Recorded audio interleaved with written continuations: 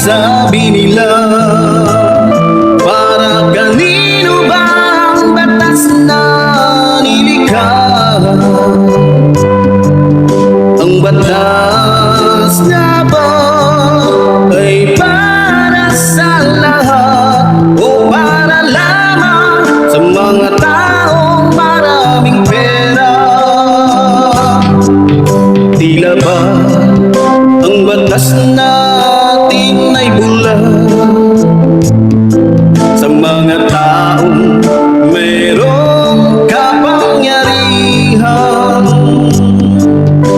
nagbibingi-bingihan, nagmamaang-maangan ang batas sa tulad niyang makasalanan.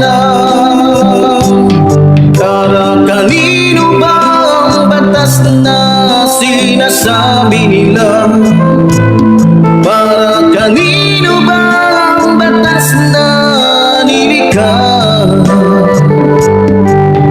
Ang batas na ba ay para sa lahat o para lamang sa mga taong maraming pera?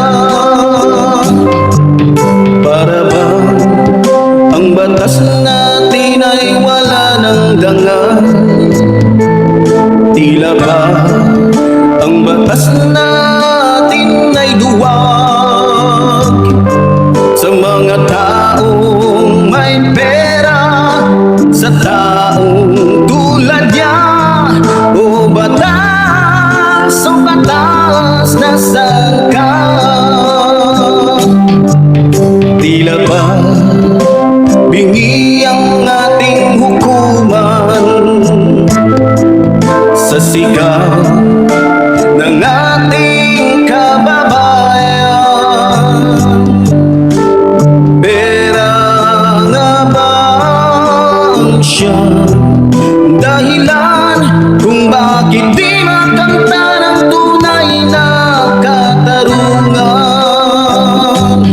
Para kanino ba ang batas na sinasabi nila? Para kanino ba ang batas na nilikha? Ang batas na ba ay para sa lahat o para lamang sa mga taong maraming pera? Okay, magandang araw o gabi, anong oras man mapapanood po ng ating mga kababayan ang video po ito. Sa oras pong ito ay pag-uusapan po natin ito pong mga pinuno ng mga ahensya na kung saan si Pangulong Ferdinand Marcos Jr. po ang nagtalaga sa kanila. Kagaya po ni Matibag, isang direktor ng NBI na para sa akin lang ho ito tapatan na ho tayo. Ayoko na nang kilala nyo naman po ako pag akong nagsalita. Sabihin na natin na brutal pero totoo po. Sa totoo lang, para sa akin ito pong pinuno ng NBI na si Matibag, para po sa akin, kung hindi man siya kasabwat sa mga laro o sa mga nagaganap ngayon patungkol po sa mga nangyayari dyan sa Senado, lalong lalo na sa usapin po ng pag-aresto dito po kay Bato de la Rosa, kung hindi po siya kasabwat, kung hindi po siya kasama sa mga nangyayaring ito, para po sa akin siguro ang masasabi ko talaga, diretsahan lang, itong si Matibag ay talagang napaka-inutil sa lahat siguro ng naging NBI director, magmula kay Velasco at sa iba pa na naging director ng NBI. Sa nakikita ko po mga kababayan, didiretsuhin ko na po kayo.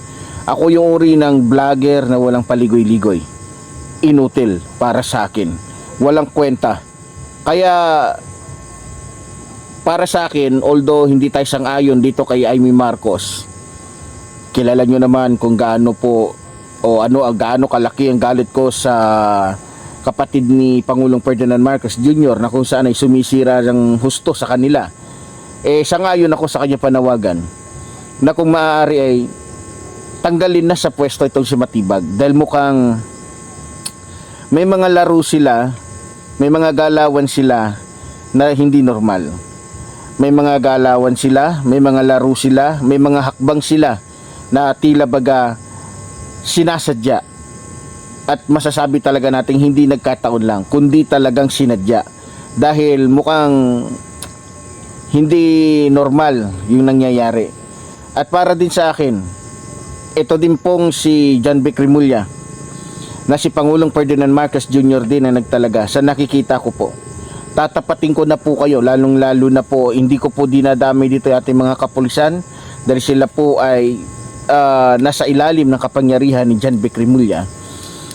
Ito mga nakarang araw sinasabi na magkakaroon sila ng dragnet. Hindi ko lang alam kung ano ibig sabihin ng dragnet nila, pero ang pagkakaunawa ko base sa nagsabi sa akin, itong dragnet na to, ito ay parang walang pinagkaiba sa paghuli ng isda gamit ang lambat. Ngayon, hindi ko lang alam kung siguro kung naging mangingisda nga itong si John Vic Remulla, ito na siguro yung pinakatangang mangingisda na nakilala ko. Ito na yung pinakainutil na mangingisda o mananagat na nakilala ko na hindi alam gamitin yung lambat na dala-dala niya. Ngayon, sa dami ng mga kapulisan, sa lawak ng kanyang kapangyarihan, tila naging laruan lamang sila nitong ni Bato de la Rosa. Ngayon, kung talagang hindi nga sila kasabwat sa mga drama, sa mga laro ni Bato de la Rosa, talagang masasabi natin na itong si Matibag maging itong si John Vic Remulla talagang ugod ng inutil. Sobrang inutil talaga na masasabi natin. Kaya dapat na siguro na itong si John Vic Remulla ay palitan na ni dating Senador Antonio Trillanes. Dahil sa nakikita ko, kung si Senador Antonio Trillanes ang naging secretary siguro ng DILG malamang, hindi na aabutin pa o hindi mangyayari yung mga ganong uri ng mga drama o hindi na magaganap pa yung mga ganyang uri ng mga nasaksihan natin dyan sa Senado. Dahil kilala naman po natin si dating Senador Antonio Trillanes, totoo pa sa dalisay na ginto ang kanyang mga ginagawa.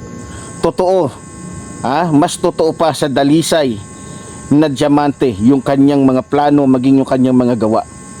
Tapat sa tungkulin, walang sinisino, walang pinapanginoon, basta batas ang pinag-uusapan, talagang pinapatupad niya ito. Kahit nung siya pa ay nasa serbisyo bilang isang sundalo, nasaksihan natin yan. Maging si dating Pangulong Gloria Macapagal Arroyo ay talagang hindi siya nagdalawang isip na banggain ito sa kabila na maaaring masira ang kanyang kredibilidad o maaaring sirain yung kanyang pagkatao sa pamamagitan ng kanyang pag-aklas o pagsasalita o pagbubunyag ng mga katiwalian ng isang napakataas na pinuno ng ating bansa. Kaya para sa akin, ang panawagan ko lang kay John Vic Remulla, maging dito kay Director Matibag, hindi naman po sa ako'y nakakalalaki at lalong hindi naman sa ako'y may personal na galit sa inyo. Para po sa akin, ang masasabi ko lang sa inyong dalawa, mga tolongges kayo, mga inutil kayo, mga bobo kayo. Kasi kung talagang kayo ay karapat dapat dyan sa pwesto ninyo, sa tungkulin ninyo, dapat pinakitaan nyo kami ng katalinuhan, hindi ng katangahan.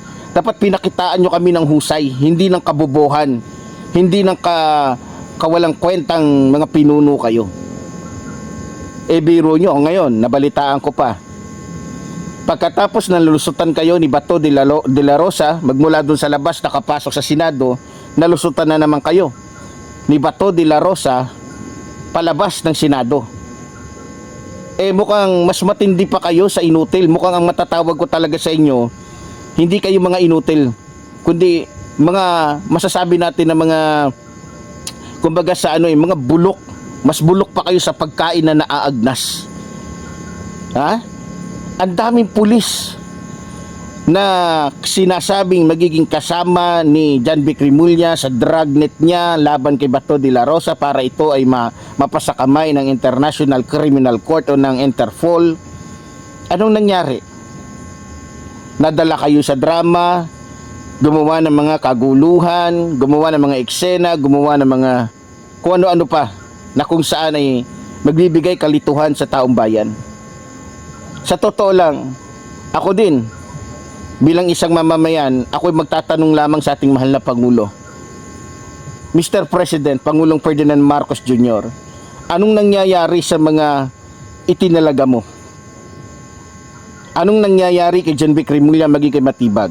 O baka naman, kasabwat ka din?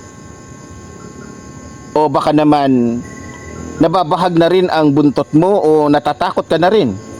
Kaya mukhang, di ba? Ewan ko lang, pero hindi kita hinuhusgahan, Mr. President. Ang sa akin lamang, ayusin mo to. Dahil hindi maiiwasan na ang mga Pilipino sa oras na ito ay magduda sa iyo. Magduda maging sa mga tinalaga mo. Pero meron ako naririnig na posible din daw na hindi mo alam yan. Posible na hindi mo alam dahil bago pa man ikaw ay naging pangulo ng ating bansa, dati ng mga tao. Balita ko, isa sa mga naging opisyal ni Rodrigo Roa Duterte, o isa sa mga naging tao ni Rodrigo Roa Duterte ng mga panahon niya ay ito si Matibag. So posible din na maaaring bagamat hindi niya sinasabi, hindi niya pinapakita o sinasabi na siya ay kakampi ng mga Duterte, natural.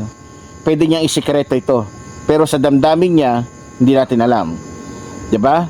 Pero ganun pa man, sana yung ipinangako mo sa biktima o sa mga biktima o sa mga pamilya ng mga biktima ng EGK na pananagutin mo o yung sinabi mo na kung sakaling may ipapalabas na warrant ay makikipagtulungan ang gobyerno, sana wag mo sirain yan. Dahil at sana wag mo ring hayaan na sa pamamagitan lang ni Bato de la Rosa yung ugnayan ng Pilipinas sa Interpol ay masira. Dahil baka sa susunod mahirapan na tayong kunin yung iba pang mga takas mula dito sa Pilipinas papunta ng ibang bansa para pabalikin dito. Sana lang po, ako'y nalilito lamang. Itong mga sinasabi ko, ito'y bunga po ng aking kalituhan. Ito'y bunga ng aking kumbaga sa ako'y nalilito talaga. Ako'y maraming pumapasok sa aking isipan na tila naglalaro. Bakit ganito? Bakit ganyan? Samantalang marami namang mga naging senador na nagkaroon ng kaso na nung sila ay binigyan ng kopya ng warrant of arrest, sila naman ay nakuha na nadala sa hukuman o sumama. Bakit pagdating dito kay Bato de la Rosa ay tila may nangyayaring hindi maganda? Sa atin naman mga senador, lalong-lalo na kay Alan Peter Cayetano at sa ilang pang mga senador, sana po maging senador po kayo ng taong bayan, lalong-lalo na ng mga Pilipinong naaapi. Hindi kayo maging senador ng isang senador din na katulad nyo. O lalong-lalo ka na Mr. 10K. Alam mo, nagugulat nga ako paano ka naging Senate President samantalang sa lahat ng pinakasinungaling dyan, kung ikukumpara ang kasinungalingan mo kay Marcoleta, mukhang mas matindi ang pagiging sinungaling mo.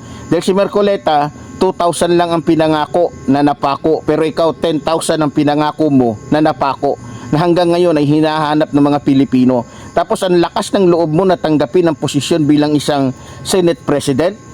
Senate President para pagtakpan ninyo, para paglaruan ninyo yung impeachment trial laban dito kay Vice President Sara Duterte. Alam na namin ang ligaw ng bituka ninyo. Alam na namin ang utak ninyo. Alam na namin kung anong mga plano ninyo. Pero isa lang ang masasabi namin, kahit pa anong gawin ninyo, darating ang panahon na ang hustisya pa rin ang siyang magwawagi. At kahit anong gawin mo, Alan Peter Cayetano, hindi ka magwawagi. At yung mga taong katulad ninyo na senador lamang ng iilang mga kilalang mga personalidad, hindi magtatagal yan. Maaaring magtagal ka nga sa posisyon mo, pero dito sa mundo hindi ka magtatagal. At yung kung ano man ang meron ka ngayong kapangyarihan, pera, hindi pang habang buhay yan. Alan Peter Cayetano. Kung paano pumuputi ang buhok ng isang tao, ganoon din mawawala ang buhay ng isang tao. Kaya habang ikaw ay buhay, gumawa ka ng mabuti para sa bayan mo.